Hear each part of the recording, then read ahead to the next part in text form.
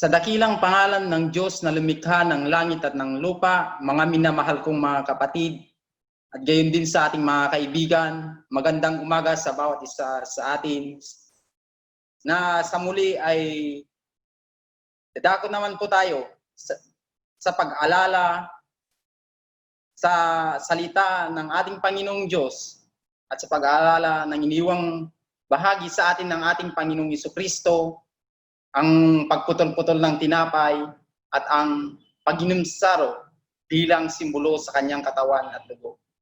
Bago nga tayo magpasimula, mga minamahal kong mga kapatid, may babasahin lang po ako sa inyo ng ilang mga bersikulo upang tayo maging anumang pagsubok ang dumarating sa ating buhay. Nandito na tayo sa mundo ng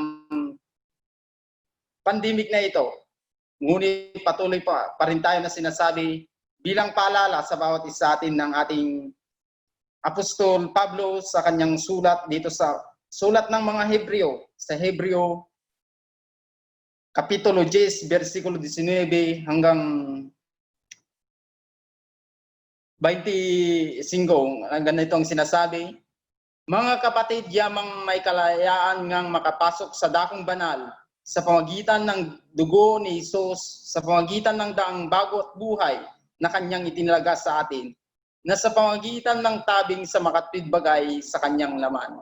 At yamang may isang dakilang saserdote na pangulo sa bahay ng Diyos, at tayo magsilapit na may tapat na puso sa lubos na pananampalataya na ang ating mga puso na muwinisikan mula sa isang masamang budhi at mahugasan ang ating katawan ng dalisay na tubig, na ating ingatang matibay ng pagkakilala ng ating pag-asa upang huwag mag-alinlangan sapagkat tapat ang nangako. At tayo magtinginan upang tayo mga udyo sa pag-ibigan at mabuting gawa, na huwag nating pabayaan ang ating pagkakatipon na gaya ng ugali ng iba, kundi ang mag-aralan sa isa't isa at lalo na kung inyong namamalas na lalapit na ang araw. Ito mga kapatid ang paalala sa bawat isa sa atin na bilang isang magkakapatid na tayo magpatibayan at magpalakasan sa ating pananampalataya. Na bago nga tayo magpasimula ay tayo muna ay awit ng isang himno.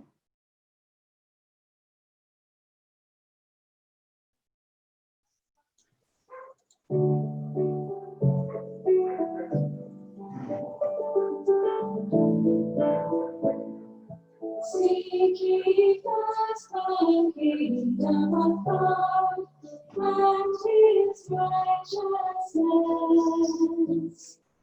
and all these things shall be added unto you. Hallelujah, hallelujah. Seek ye first the kingdom of God and His all these things shall be added to you. Hallelujah, hallelujah.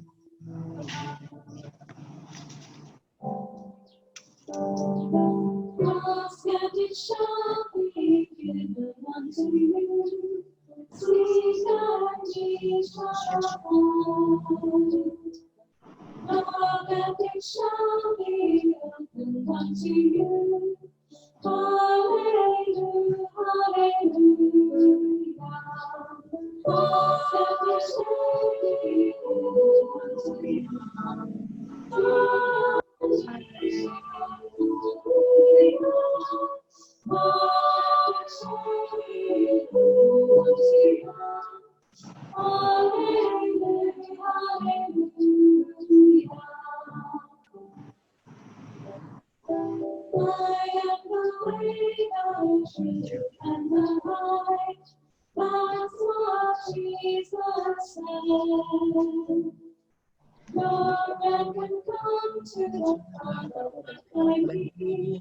Hallelujah, hallelujah. Hallelujah. Oh, Jesus,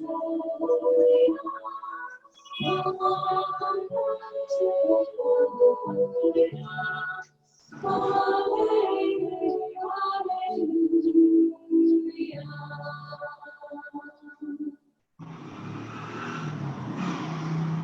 Tayo manalangin, mga minamahal kong mga kapatid. Ama naming Diyos na siyang pinakamakapangyarihan sa lahat. Nagpapasalamat po kami, Ama, sa iyong dakilang awat kabutihan. Hanggang sa araw na ito'y taglay po namin ang aming buhay. Na sa muli ay mag-aaral naman po kami ng iyong mga banal na salita at aming alalahanin, iniwang bahagi na ibinigay sa amin ng aming Panginoong Jesucristo. Walang iba kundi ang pagputol-putol ng tinapay at ang pag-inom sa saro bilang simbolo sa kanyang katawan at dugo. Na sa aming gagawin sa oras na ito, ipagkalumunawa ang kapayapaan sa aming puso't isipan upang sa ganoon ang aming mga alalahanin ay ito maiwaksi upang kami ay makapag-focus at upang kami ay maging kaaya-aya sa iyong banal na pangalan at sa iyong banal na harapan. Bago namin tatanggapin ang mga bagay na ito, Ama, patawarin po nawa kami sa lahat ng aming nagagawang pagkukulang sa iyo. Ipagkaloob mo nawa sa bawat isa po sa amin ang iyong dakilang awat pagmamahal upang sa ganoon, habang kami ay nabubuhay, ay patuloy po kami na lumalapit at lumalakad na naayon sa iyong kalooban. Ang dalangin ito ay lubusan po namin ipinapabot. Sa tayong pangalan ng iyong bugtong na anak na walang iba kundi ang aming Panginoon Jesucristo na siyang aming dakilang tagapagligtas. Amen. At ang ating reading sa umagang ito, mga minamahal kong mga kapatid at mga kaibigan, ay natatapat sa sulat ni Propeta Moses sa Genesis Kapitulo 34. In Genesis chapter 34, na aking babasahin at inyo pong susundan. Na ganitong sinasabi, at lumabas si Dina na anak ni Leah na ipinanganak nito kay Jacob upang tignan ang mga anak ng babae ng lupain niyaon. At siya nakita ni Sikem na anak ni Hamor na Hibyo, na prinsipe sa lupain, at siya'y kinuha at sumiping sa kanya, at siya'y pinangayupapa. At nilakip niya ang kanyang kaluluwa kay Dina na anak ni Jacob, at kanyang sininta ang dalaga at nakiusap ng kalugod-lugod sa dalaga. At si Sikem ay nagsalita sa kanyang amang kay Hamor na sinasabi, ipakamit mo sa akin ang dalagang ito na maging asawa ko. Nabalitaan nga ni Jacob na dinahas ang kanyang anak na si Dina. At kanyang mga anak ay nasa kasamahan ng mga hayop niya sa parang, at tumahimik si Jacob hanggang sa sila'y dumating. At nilabas ni Hamor na ama ni Sikem si Jacob upang makiusap sa kanya. At ang mga anak ni Jacob ay nagsiuwi mula sa parang ng kanilang mabalitaan, at nangagdamdam ang mga lalaki at nagniningas ang kanilang galit sapagkat gumawa ng kaululuan sa Israel na sinipingan ang mga anak ni Jacob, bagay na dinarapat gawin. At nakiusap si Hamor sa kanila na sinasabi, ang kaluluwa ni Sikem na aking anak ay sumasa iyong anak. Ipamanhi ko sa iyo na ipagkaloob mo ninyo sa kanya na maging asawa niya. At magsipangasawa kayo sa amin. Ibigay ninyo sa amin ang inyong mga anak na babae at ibigay namin sa inyo ang aming mga anak na babae. At tatahan kayong kasama namin at ang lupain ay sa harap ninyo. Tumahan kayo at mangalakal kayo riyan at magkaroon kayo ng mga pag-ari riyan. At sinabi ni Sikem sa ama ni Dina at sa mga kapatid niya, makasundo nawa ako ng biyaya sa inyong mga mata at ang sabihin ninyo sa akin ay aking ibibigay. Ninyo sa akin ang walang bilang na bigay kaya at kaloob, at aking ibibigay ayon sa sabihin ninyo sa akin, ipagkaloob lamang ninyo sa akin ang dalaga na maging asawa ko. At nagsisagot na may pagdaraya ang mga anak ni Jacob kay Sikem at kay Hamor na kanyang ama, at sila'y nakipagsalitaan sapagkat kanyang dinahas si Dina na kanilang kapatid. At sinabi niya sa kanila, hindi namin magagawa ito na ibigay ang aming kapatid sa isang hindi tuli, sapagkat isang kasiraan ng puri sa amin. Sa ganitong paraan lamang papayag kami sa inyo kung kayo'y magiging gaya namin at mga tuli ang lahat ng lalaki sa inyo. At ibigay nga namin sa inyo ang aming mga anak na babae at makisama kami sa inyong mga anak na babae at tatahan kami sa inyo at tayo magiging isang lamang bayan. Datapwat kung ayaw ninyo kaming pakinggan at na kayo'y mga tuli ay dadalhingan nga amin ang aming anak na babae at kami ay yayaon. At ang kanilang mga salita ay kinalugdan ni Hamor at ni Sikim na anak ni Hamor. At hindi inilaban ng binata ang paggawa ni Yaon sapagkat nalulugod siya sa anak na babae ni Jacob. At siya ang pinarangalang higit sa buong sangbahayan ng kanyang ama. At si Hamor at si Sikim na kanyang anak ay napasa pintuang bayan na kanilang bayan at sila'y nakiusap sa mga tao sa kanilang bayan na sinasabi, ang mga taong ito ay tahimik sa atin, kaya't magsitahan sila sa lupain at mga sipangalakal sila riyan sapagkat narito ang lupain ay may malabis na kaluwagan sa kanila, tayo makisama sa kanilang mga anak na babae at ating ibibigay sa kanila ang ating mga anak. Sa ganito lamang paraan ay papayagan tayo ng mga taong iyan sa pagtahan sa atin na maging isa lamang bayan kung patuli ang lahat ng lalaki sa atin na gaya naman nila ng mga tuli. Di ba magiging atin ang kanilang mga baka at ang kanilang pag-aari at lahat nilang hayop, atin lamang silang pabayagan at tatahan sa atin.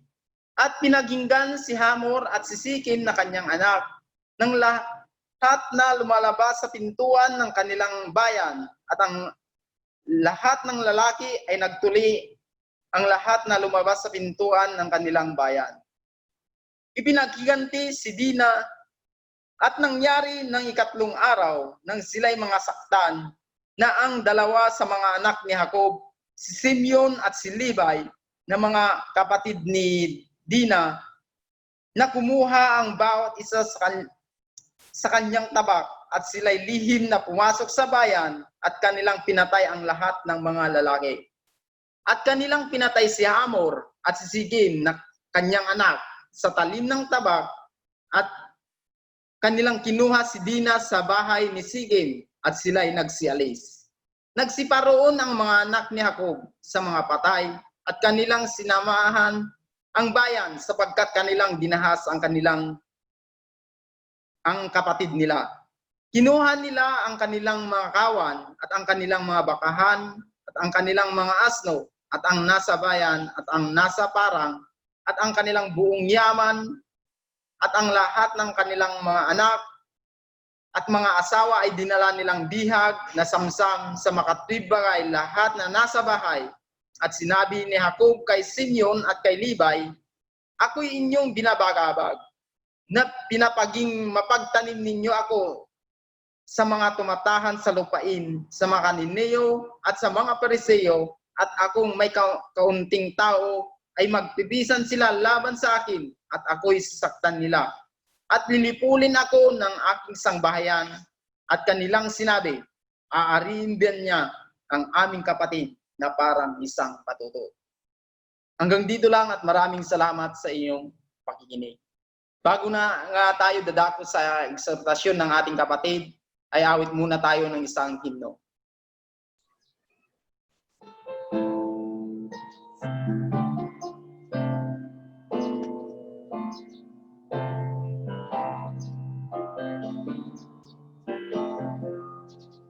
For the joys and for the sorrows, the best and worst of times. For this moment, for tomorrow, for all that lies behind. Peace and crowd around me, for the failure of my plans, for the dreams of all I hope to be, the truth of what I am. For this I have Jesus, for this I have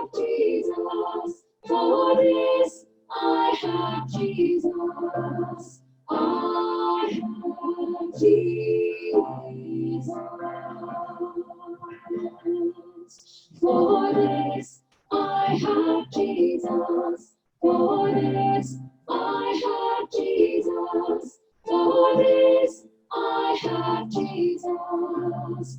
I have Jesus. For the tears that flow in secret in the broken times, for the moments of elation, for the troubled mind, for all the disappointments, for the sting of regrets, all my prayers and longings that seem unanswered yet.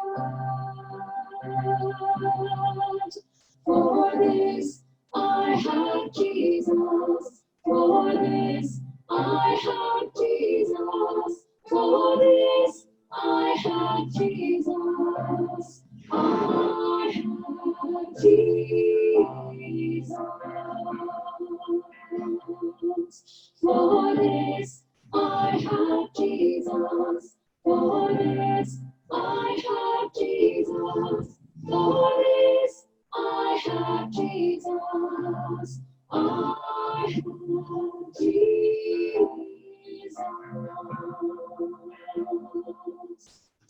For the weakness of my body, the burdens of each day, for the nights of doubt and worry, when sleep has fled away, lead me assurance in the will to start again. I'll see endurance, the strength to fight and win. For this I have Jesus. For this I have Jesus. For this I have Jesus. I have Jesus. For this I have Jesus. For this I have Jesus. For this I have Jesus. I have Jesus.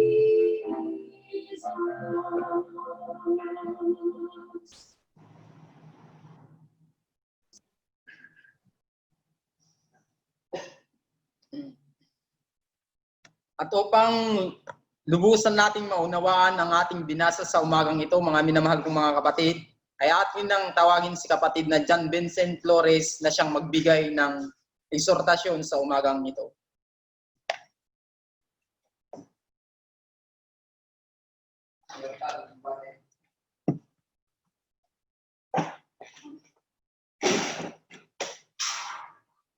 Maraming salamat sa iyo, kapatid na Jennifer, at ganoon din sa pagbabasa sa ating reading sa umagang ito.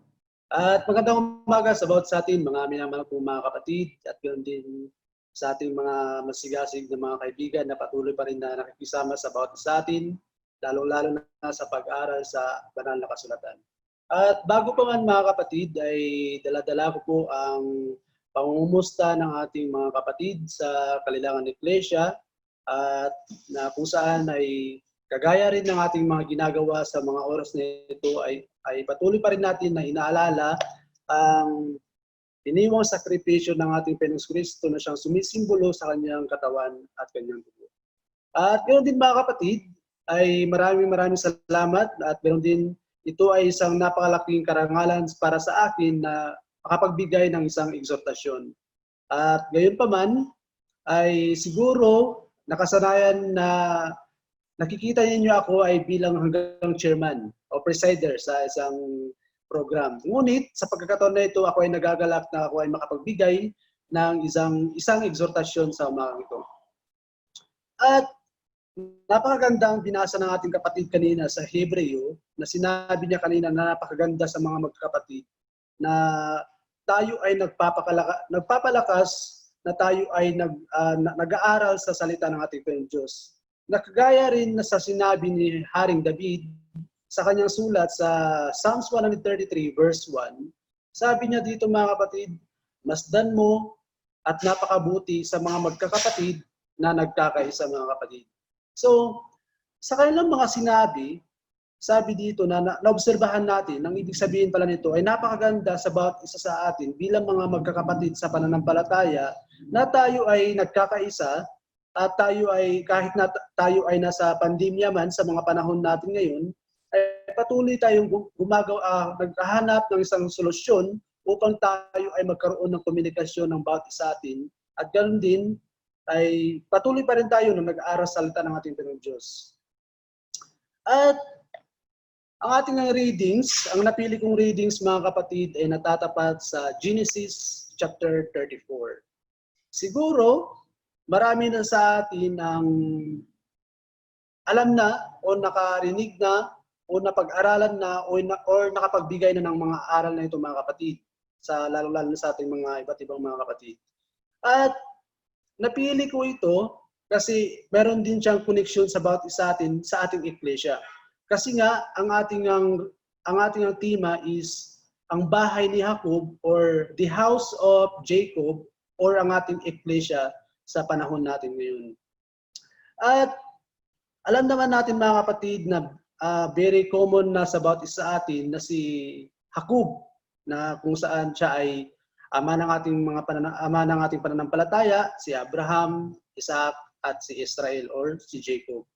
At napakapamilyar na sa bawat sa atin at ganoon din siya ang napili ko mga kapatid at isa ito sa mga pagkukunan natin ng pansin sa mga oras na ito.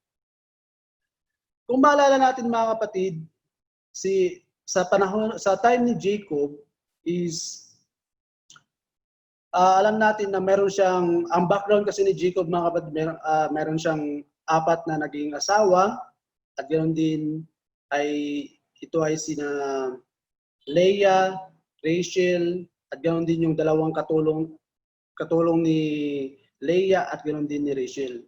Yung katulong ni Leah mga kapatid, ito ay si Bilhah at ganoon din yung katulong naman ni Rachel is si Zilpah mga kapatid.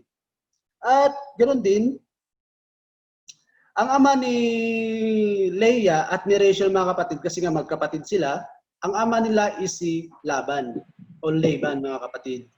At ganoon din, kung babasahin pa natin o kung bubuksan natin doon sa mga background o sa chapter 29, dito natin mapapansin kung ano yung mga physical appearance nila at ganoon din dito rin natin mababasa yung silang from panganay hanggang sa bunso mga kapatid. Silang mga magkakapatid na anak ni Jacob. At ganoon din, kung mapapansin natin, sa chapter 29, dito natin mababasa mga kapatid kung ano yung mga personal appearance nila Leah at ganoon din ni Rachel. Sabi nga dito mga kapatid, in verse 16, magsimula tayo sa verse 16 mga kapatid. Sabi dito, at may 2 anak na babae si Laban, ang pangalan ng panganay ay Leah, at ang pangalan ng bunso ay Rachel. At ang mga mata ni Leah ay mapupungay. So si Leah pala mga kapatid, ang kanyang mata ay mapupungay. Datapwat si Rachel ay maganda at kahali-halina. So ito pala yung mga personal appearance ni Rachel at ni Leah mga kapatid.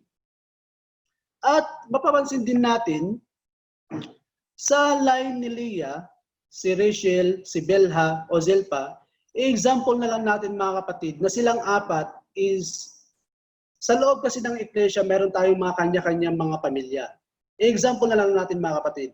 Si Leah is parang si Natividad family, si Rachel is from Arellano family, si Bilhah from Pacon family, Zilpah sabihin na lang natin Paraso family. Example lang natin nito mga kapatid. Sa Leah na side mga kapatid, alam naman natin na ang kanyang mga anak ay si Reuben, si Simeon, Levi, Judah, Issachar, Zebulon, at si Dina, mga kapatid. At ganoon din naman kay Rachel, ang kanyang dalawang anak na si Joseph at si Benjamin. At si Joseph naman ay may dalawang anak na sina Manasseh at si Ephraim. At si Bilha naman, mga kapatid, bilang katulong ni Rachel, meron din siyang dalawang anak, kay Dan at kay Naphtali. Kay Zilpa naman, mga kapatid, o yung katulong ni Leah, meron din siyang dalawang anak na sina Gad at si Asher, mga kapatid. Bali sila yung mga anak ni Jacob at ganoon din meron siyang 4 na asawa. At ano kaya yung mga mapapansin o ano kaya yung mga pangyayari sa chapter 34, mga kapatid? Okay, dito tayo magsimula, mga kapatid, in chapter 34.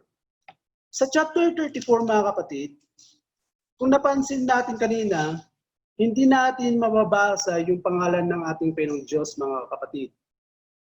At ganoon din, sa chapter 34, hindi natin mababasa or hindi na dito tumutukoy ito sa problema ng isang pamilya, mga kapatid. At kung paano nila ito mariresolba. At ganoon din, pangatlo, dito rin natin makikita yung kawalan or yung absence ni Jacob bilang isang leadership sa kanyang pamilya, mga kapatid. Sa kanilang pamilya.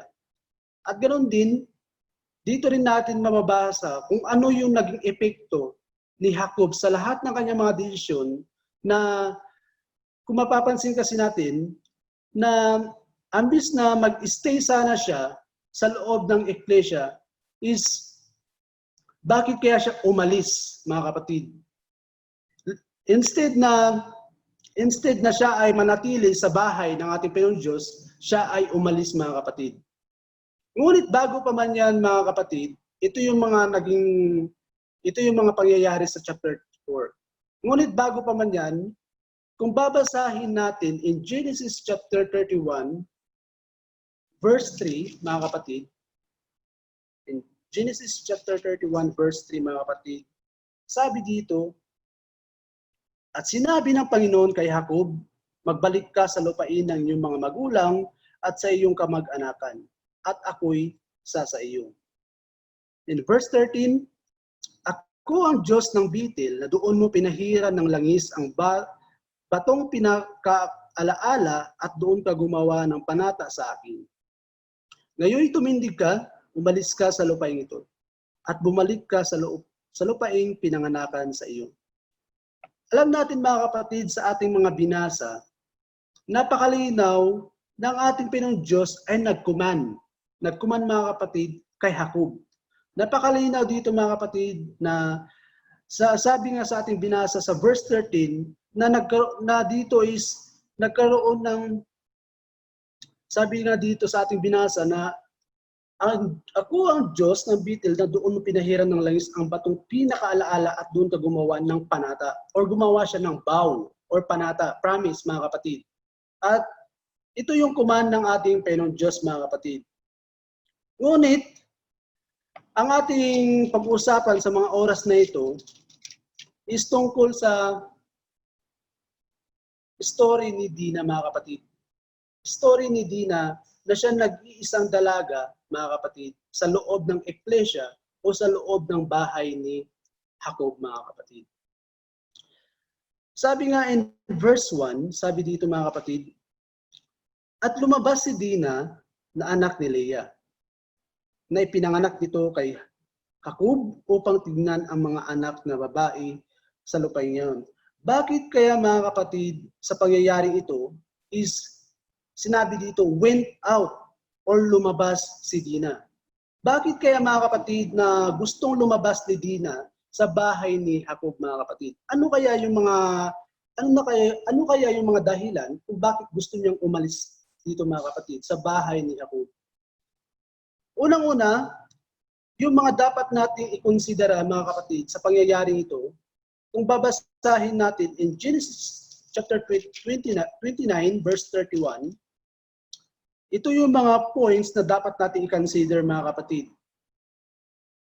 In Genesis chapter 29, verse 31, sabi nga dito, at nakita ng Panginoon na si Leah ay kinapuputan niya. at binuksan ang kanyang bahay bata, datapwat si Raquel ay baog. At naglihi si Leah at nanganak ng isang lalaki. At tinawag niya ang kanyang pangalan na Ruben, sapagkat kanyang sinabi, sapagkat nilingap ng Panginoon ang aking kapigatian, dahil sa ngayon mamahalin ako ng aking asawa. In verse 33, at naglihi uli at nanganak ng isang lalaki, at nagsabi, sapagkat narinig ng Panginoon na ako'y kinapupuutan, ay binigay rin naman sa akin ito, at pinangalan niyang Simeon. At ganoon din mga kapatid, napansin natin sa ating mga binasa, ito ba yung mga rason mga kapatid, o dapat ba natin ito ba yung consider natin na mga sanhi? At babasahin din natin in chapter 37 verse 3 mga kapatid. Kung dapat ba natin, ito yung mga points na dapat natin i-consider kung bakit nga ba umalis si Dina mga kapatid.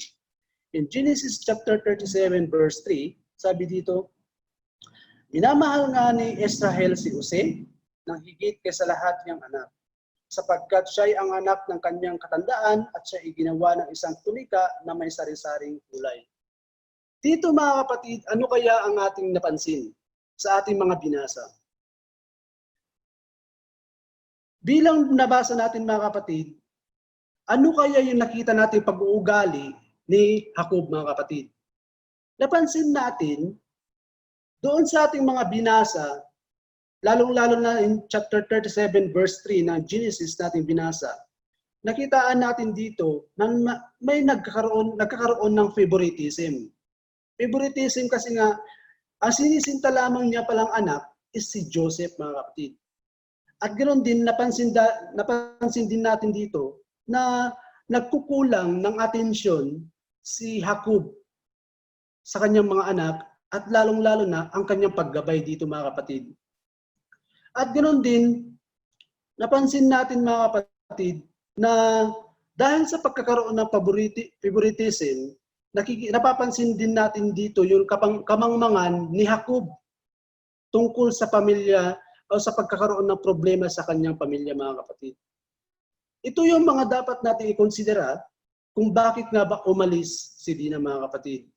Kasi nga sa mga binasa natin, napakalinaw na mayroon palang sinisinta si Jacob na kanyang anak, si Joseph yun mga kapatid. At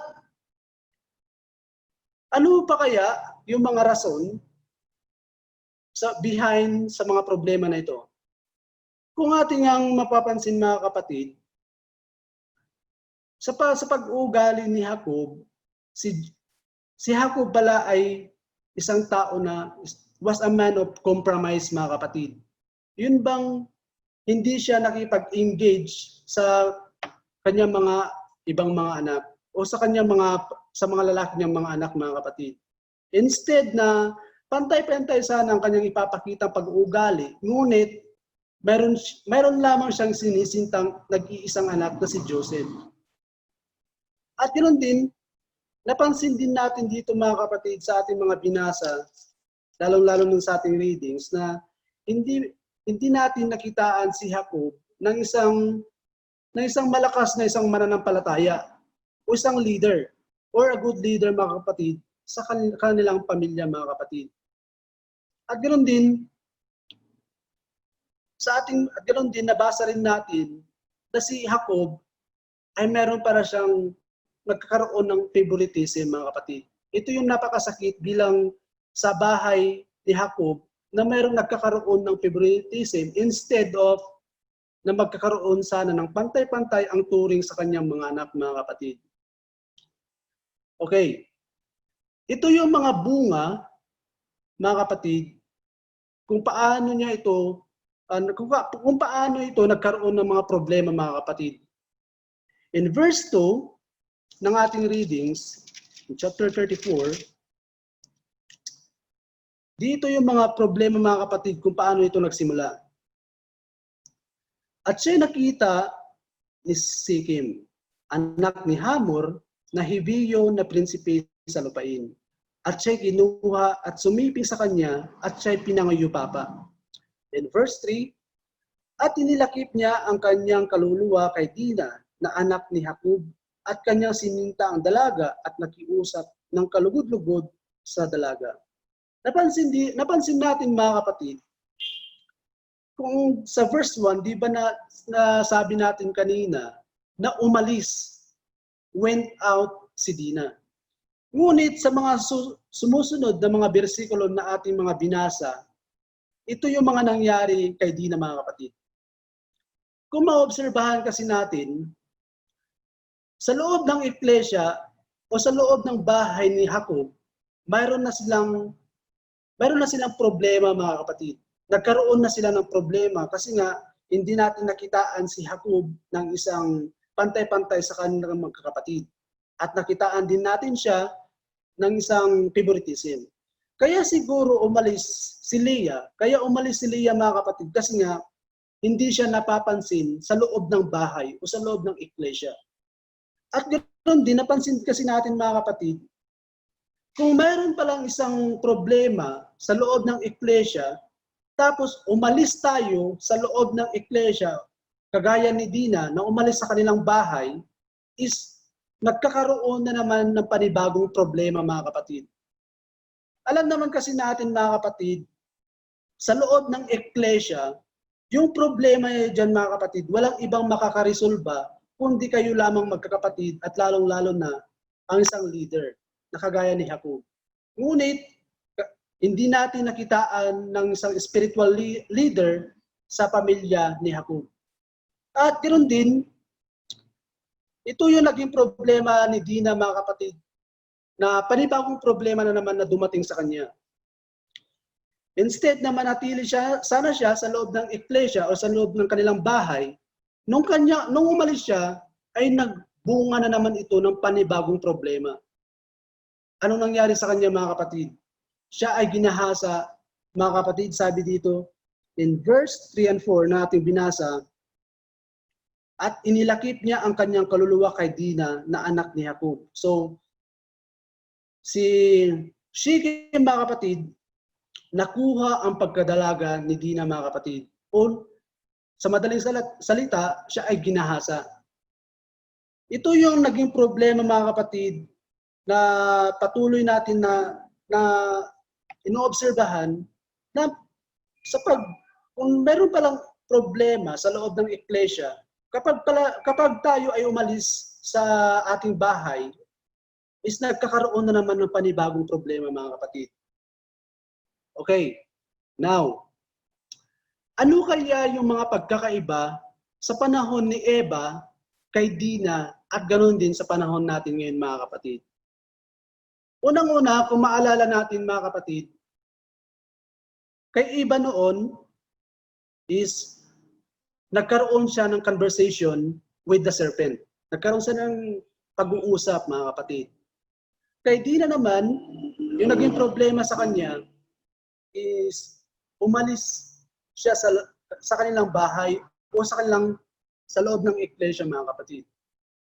Upang makita, sabi nga sa verse 1, upang tignan ang mga anak na babae sa lupa ngayon. So ito yung naging problema.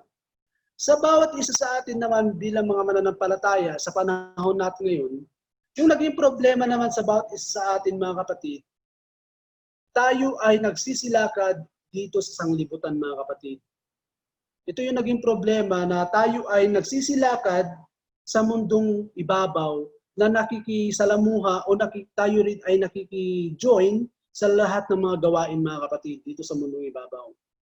At ganoon din, isa pa sa naging problema kay Eva ay, kung maalala natin, meron 2 puno sa gitna ng Garden of Eden. Alam naman natin mga kapatid na kinain ni Eva yung isang puno. Yung puno ng pagkakakilala ng mabuti at ng kasalanan. Ito yung problema sa kanya.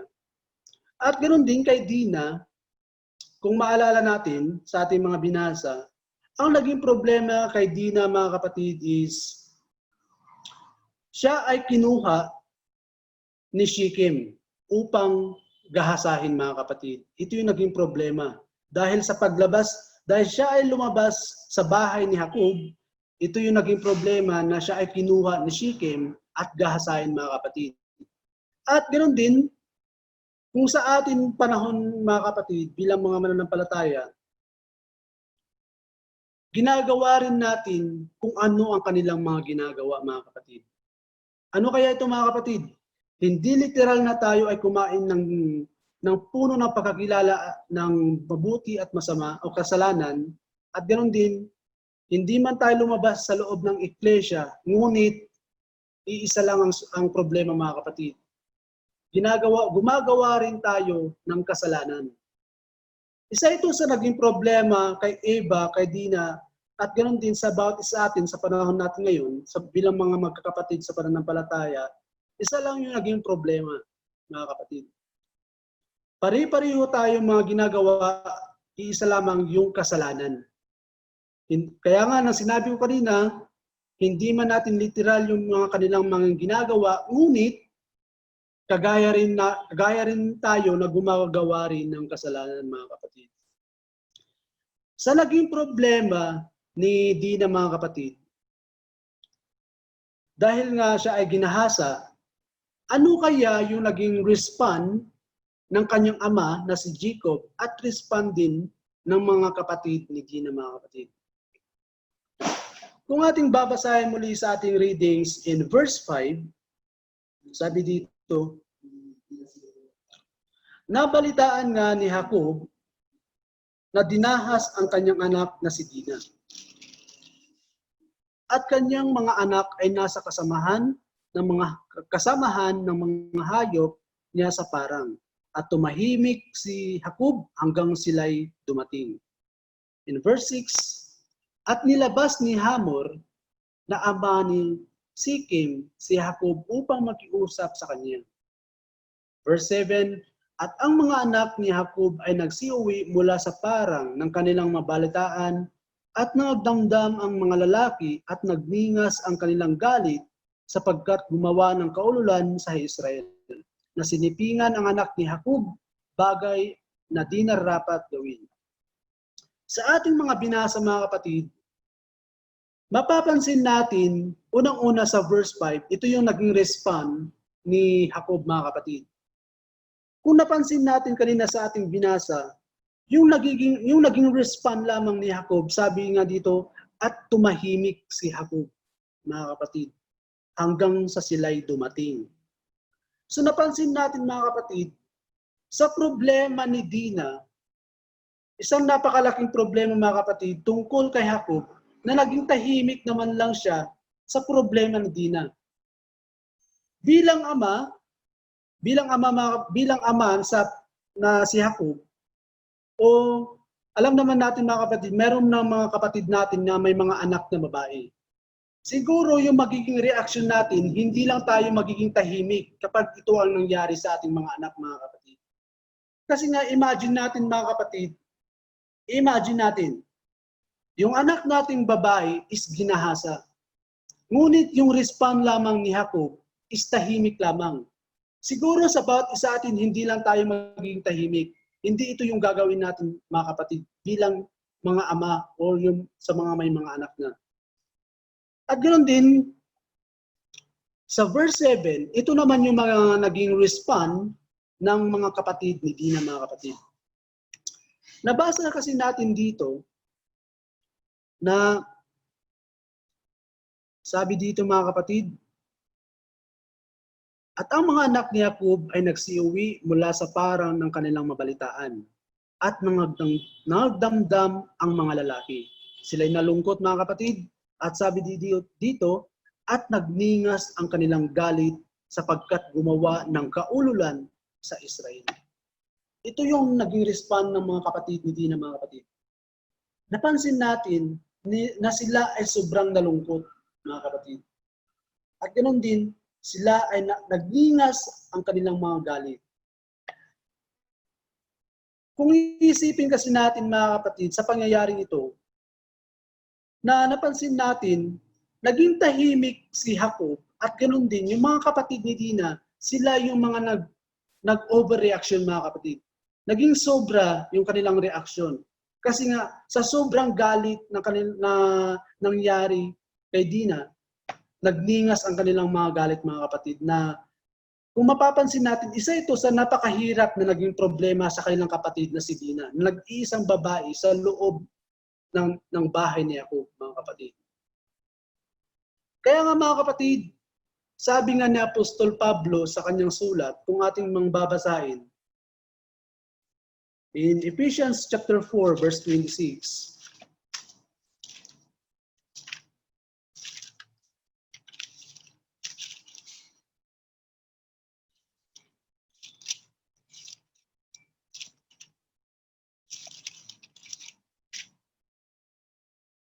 in chapter 4, verse 26 ng Episo, kayo'y mga galit at huwag kayong mga kasala. Huwag lumubog ang araw sa inyong galit. Dito mga kapatid, napakalinaw ng sinabi ni Apostol Pablo, kayo'y mga galit at huwag kayong mga kasala. So, okay lang, sabi dito, kayo'y mga galit, ngunit huwag lang kayong magkasala mga kapatid.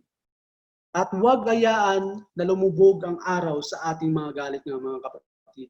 Kaya nga, so, okay lang ba sa atin na magalit? So sa ating binasa na sinabi ni Apostol Pablo, kayo'y mga galit, ngunit huwag kayong mga kasala mga kapatid. In Genesis chapter 34 verse 7, sa ating binasa kanina mga kapatid, sabi nga dito na,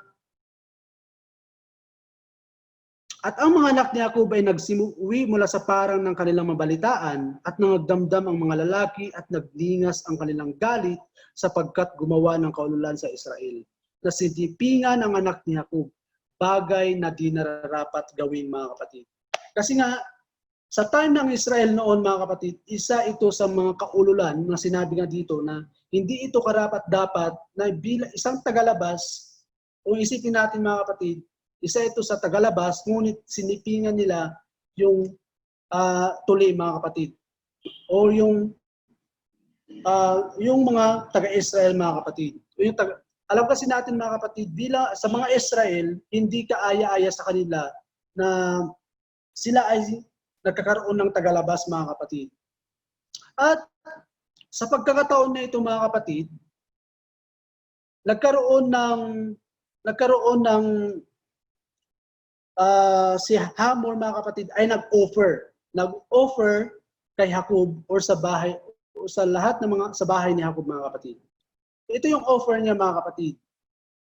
Ang pangangalakal sa mga babae at ganoon din sa mga lupain.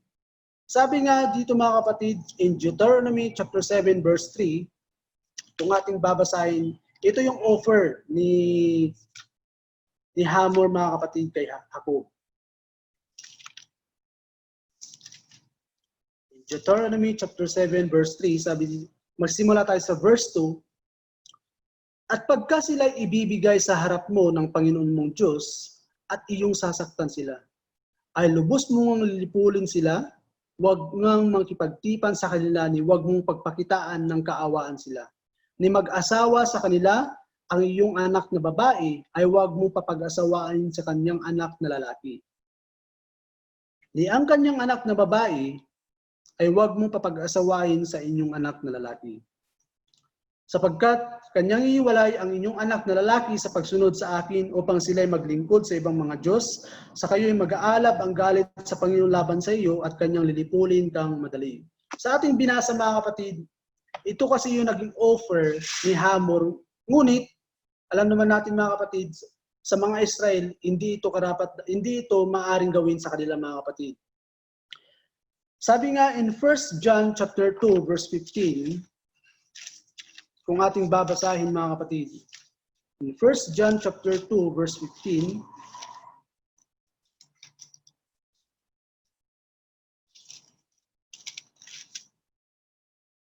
huwag ninyong ibigin ang sanglibutan ni ang mga bagay ng sanglibutan. Kung ang sino man ay umiibig sa sanglibutan, ay wala sa kanya ang pag-ibig ng Ama.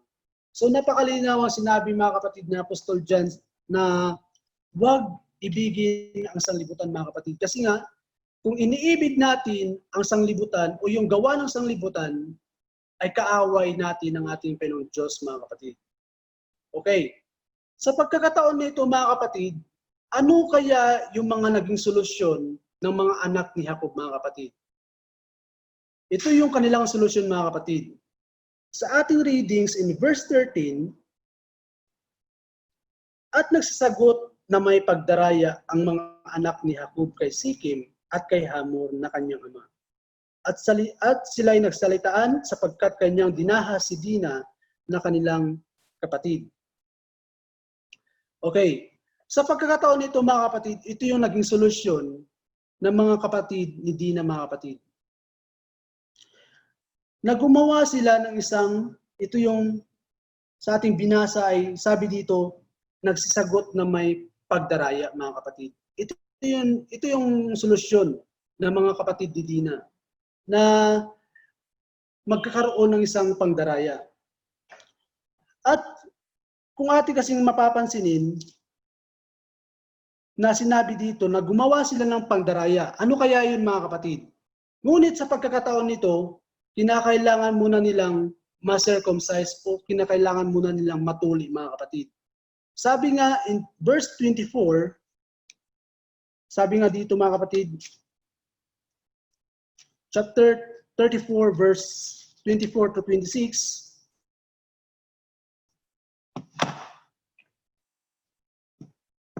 at pinakinggan ni Hamor at si Sikim sa kanyang anak sa lahat na lumalabas ng pintuan ng bayan, at ang lahat ng lalaki ay nagtuli. Ang lahat ng lumalabas sa pintuan ng kanyang bayan, at nangyari ng ikatlong araw na sila'y nangasasaktan na ang dalawa sa mga anak ni Jacob, si Simeon at si Levi, na mga kapatid ni Dina, na kumuha ang bawat isa sa kanyang tabak, at sila'y lihim na pumasok sa bayan, at kanilang pinatay ang lahat ng mga lalaki. Ito yung mga naging solusyon, mga kapatid, na gumawa sila ng pangdaraya ng mga anak ni Dina, mga kapatid. Napansin natin dito, mga kapatid, bakit kaya si Jacob hindi man lang siya, wala man lang siyang mga gawa o wala man siyang mga act o mga gawa na sa pangyayari kay Dina, mga kapatid. At bakit kaya napansin din natin dito na naging tahimik man lang si Jacob sa lahat ng mga sitwasyon na ito, mga kapatid? Bakit kaya, mga kapatid? Bakit kaya, isa ito sa mga tatlong mga katanungan, ang pangatlo, mga kapatid, is, bakit kaya inahayaan ni Jacob na ang mga anak niya ang magresolba ng problema, mga kapatid? Inahayaan niya ang kanyang mga anak na sila yung mag-handle ng problema, mga kapatid. Bakit kaya, mga kapatid? Ano kaya yung naging problema dito? At ganun pa, mga kapatid, kung ating babasahin, ito yung end of the story natin in verse 30, mga kapatid. In verse 30, at sinabi ni Jacob kay Simeon, kay Levi, ako inyong binagabag at pinapaging mapagtanim ninyo ako sa mga tumatahan sa lupain, sa mga Kanineyo at sa mga Perizeyo, at ako may kaunting tao ay magpipisan sila laban sa akin. At ako'y sasaktan nila at lilipulin ako at ang aking sambahayan. Ano kaya yung napansin natin dito, mga kapatid? Dito, mga kapatid, sa verse 30, napansin natin dito, mga kapatid, sa English, and Jacob said to Simeon and Levi, you have troubled me to make me to stink among the inhabitants of the land, among the Canaanites and the Perizzites, and I, being few in number, they shall gather themselves together against me and slay me. I shall be destroyed, I and my house. Ano kaya yung napansin natin dito, mga kapatid? Sa madaling salita, napansin natin yung iniisip lang pala ni Jacob is yung kanyang sarili, mga kapatid. Napansin natin, paulit-ulit niyang sinabi sa verse 30, ako, mga kapatid, ako, lagi niyang binabanggit yon sa verse 30, mga kapatid. Na napakalinaw, na iniisip lang pala niya is yung kanyang sarili, instead of naharapin niya yung mga naging problema sa loob ng kanyang bahay o sa loob ng kanyang iglesia. Ano kaya yung naging ugat ng problema, mga kapatid? napansin natin sa mga ugat ng mga problemang ito pala ay tumutukoy sa desisyon ni Jacob, mga kapatid. Isa lang yung naging problema dito, mga kapatid. Sa lahat ng mga problema o yung ugat ng mga problema dito sa chapter 34 na ito, isa lang mga problema kundi yung lahat ng mga desisyon ni Jacob, mga kapatid. Ito lamang yung nag-iisang problema sa bahay ni Jacob, mga kapatid. At ganoon din, mga kapatid, di ba sinabi natin kanina na gumawa nga sila ng pangdaraya, mga kapatid. Dahil sa kanilang pinagtutuloy lahat ng mga tagalabas, ay kanila rin pinagpapatay ng kanilang dalawang kapatid na si Simeon at si Levi, mga kapatid. Gumawa sila ng pandaraya, mga kapatid. At alam naman natin na isa ito sa mga hindi kaaya-aya na gumawa tayo ng pandaraya upang masolusyonan yung mga problema, mga kapatid.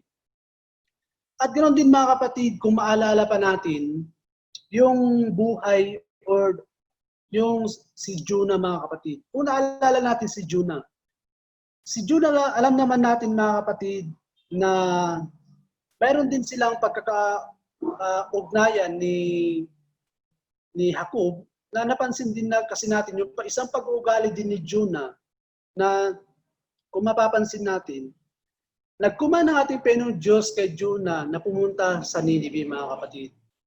Ngunit ano ang nangyari, mga kapatid? Diba iniwasan niya ang ating Panginoong Diyos at pumunta sa ibang lugar, mga kapatid? Kung maalala pa natin, mga kapatid, na sa panahon na iyon, napansin natin nung naglakbay si Jonah na iniwasan niya yung command ng ating Panginoong Diyos at pumunta at siya ay sumakay ng isang barko at siya ay nasa gitna ng baybayin. Ano kaya yung mga nangyari, mga kapatid? Di ba nagkaroon din ng isang problema? Inutusan lamang si Jonah, mga kapatid, upang magbigay ng aral sa Nineveh, mga kapatid. Ngunit yung naging problema is iniwasan niya. Ano kaya naging problema, mga kapatid? Dahil sa pag-iwas niya sa ating Panginoong Diyos, nagkaroon na naman siya ng panibagong problema, mga kapatid. Ano kaya yung naging problema, mga kapatid? Kung mapapansin natin, sa gitna ng baybayin, mga kapatid, nung sila ay nasa gitna ng baybayin, ano yung nangyari? Sila nagpadala ng ating Panginoong Diyos ng malakas na hangin, ng mga bagyo, ng mga lakas ng mga alon, at at ganoon din yung mga mangingisda doon, mga kapatid, is sumamba sila sa kanilang mga kanya-kanya mga Diyos-Diyosan. Ngunit si Jacob, mga kapatid, is nasa ilalim lamang ng barko at siya ay nakatulog.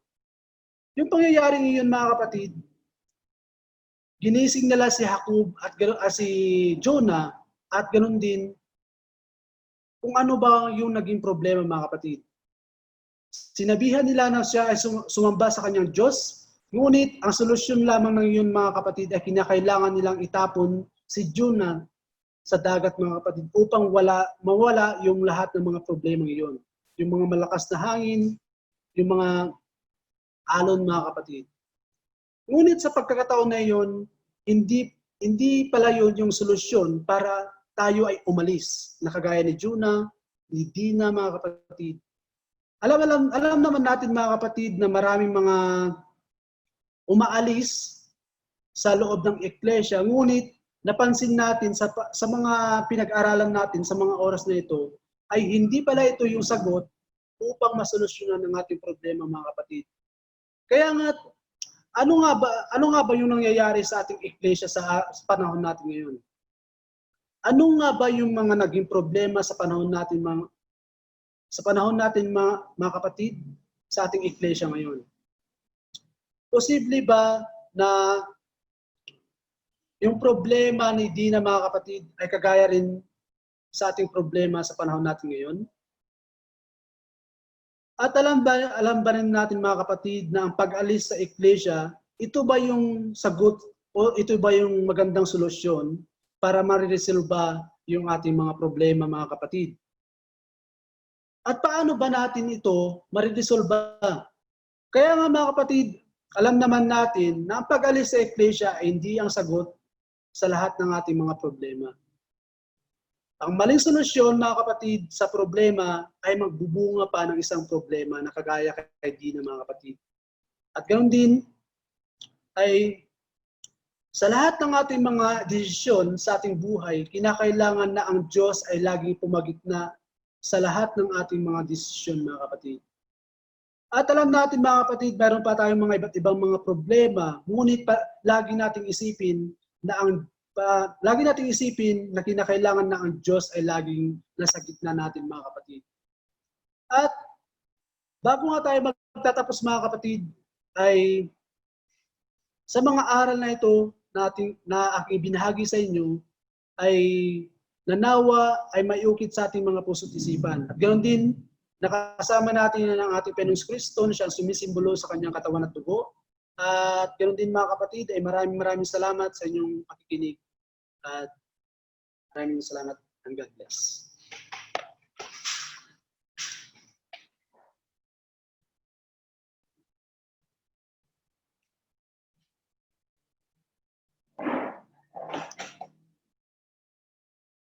Maraming salamat sa aral na iyong ibinigay, kapatid na John Vincent, sa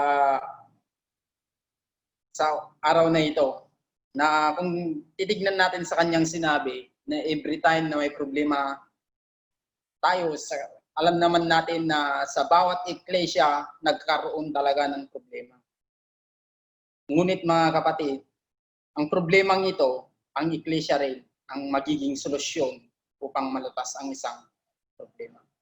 Kaya nga, lagi niyang sinasabi na magtulungan lamang tayo, magpalakasan, upang ang anumang problema na dumarating sa ating buhay, ang Diyos ang siyang magbibigay sa atin ng pamamasbas upang ang lahat ng problema na sa bawat isang eklesia ay ating maresolbahan.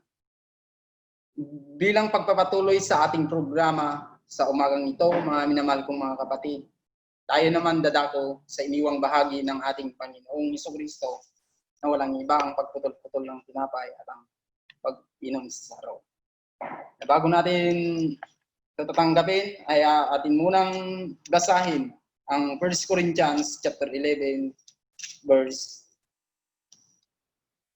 1 na ganitong sinasabi, maging takatulad kayo sa akin na gaya ko naman kay Kristo, ay aking pinupuri nga na sa lahat ng mga bagay ay naalala ninyo ako at iniingatan ninyong matibay ang mga turo na gaya ng ibinigay ko sa inyo. In verse 23, sapagkat tinanggap ko sa Panginoon ang ibinigay ko naman sa inyo, na ang Panginoong Hesus ng gabing siya ipinagkanulo ay dumampot ng tinapay, at nang siya makapagpasalamat ay kanyang pinagputol-putol at sinabi, ito'y aking katawan na pinagputol-putol. Dahil sa inyo, gawin ninyo ito sa pag-alaala sa akin. At gayon din naman, hinawakan ang saro pagkatapos na makahapon na sinasabi, ang sarong ito ay siyang bagong tipan sa aking dugo, gawin ninyo ito sa tuwing kayo magsiinom sa pag-alaala sa akin. Sapagkat sa tuwing kanin ninyo ang tinapay na ito at inuman ninyo ang saro, ay hinahayag ninyo ang pagkamatay ng Panginoon hanggang sa dumating siya. Kaya't ang sinumang kumakain ng tinapay, uminom sa saro ng Panginoon na dinarapat ay magkakasala sa katawan at dugo ng Panginoon. Datapwat siya sa atin ng tao ang kanyang sarili at saka kumain ng tinapay at uminom sa saro. Sapagkat ang kumakain at ang umiinom ay kumakain at uminom ng hatol sa kanyang sarili kung hindi niya kinikilala ang katawan ng Panginoon. Kaya nga, kung ano ang ginawa ng ating Panginoong Jesucristo, mga kapatid, at ating pasalamatan ngayon ang tinapay bilang sumisimbolo sa kanyang katawan. Tayo manalangin, mga minamahal kong mga kapatid. Ama naming Diyos na siyang pinakamakapangyarihan sa lahat.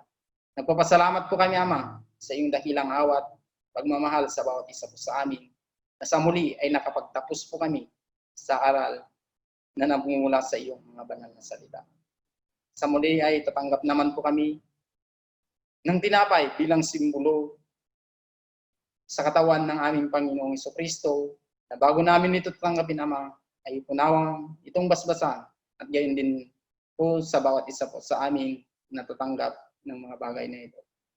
Ang dalangin ito ay lubusan po na ipinapabot. Sa tayong pangalan ng iyong bugtong na anak, na walang iba kundi ang aming Panginoon Kristo, at siyang aming dakilang kapagligtas.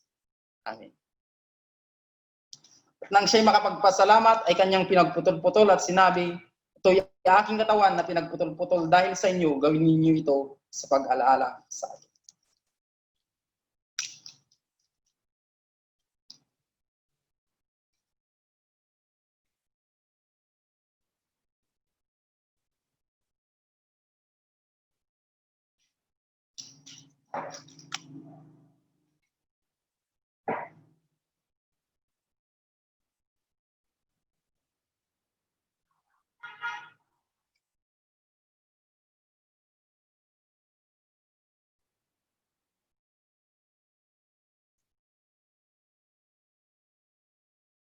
At dadako naman po tayo sa pino mga kapatid at ating ngang hilingin kay kapatid na John Vincent Flores na siyang magbigay ng panalangin sa pino.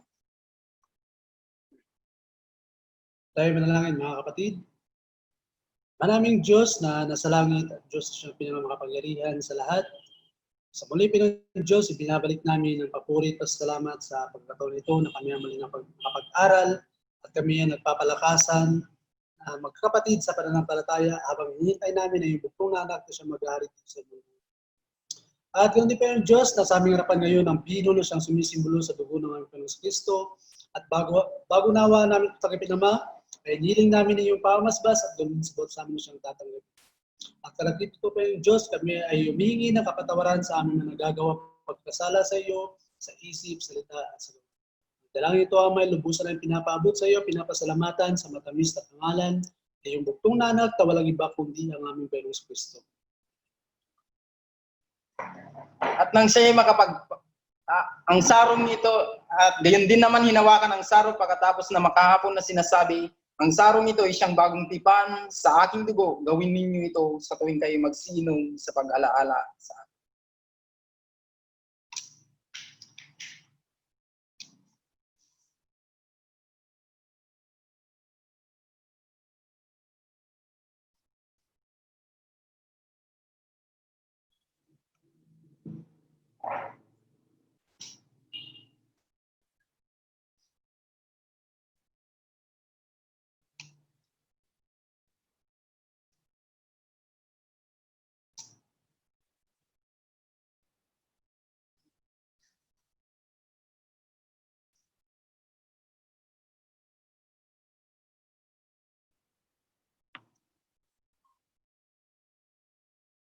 Bilang pagpapatuloy mga kapatid, at tayo muna ay awit ng isang himno.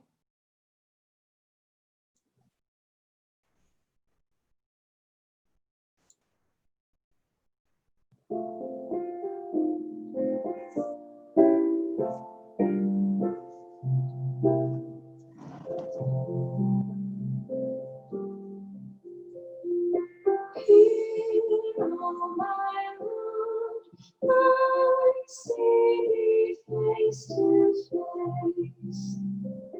Here would I touch and handle things unseen. Here grasp with firm hand eternal grace. And all my weariness upon thee. Here would I feed upon the bread of God. Eat, drink with thee, thy royal wine of heaven. Here would I lay aside thee gently warm. Taste afresh the calm of sleep on thee. I have no help but my Lord whom I need. Another Save thine to thee above. It is enough, my Lord, enough in me. My strength is in thy might alone.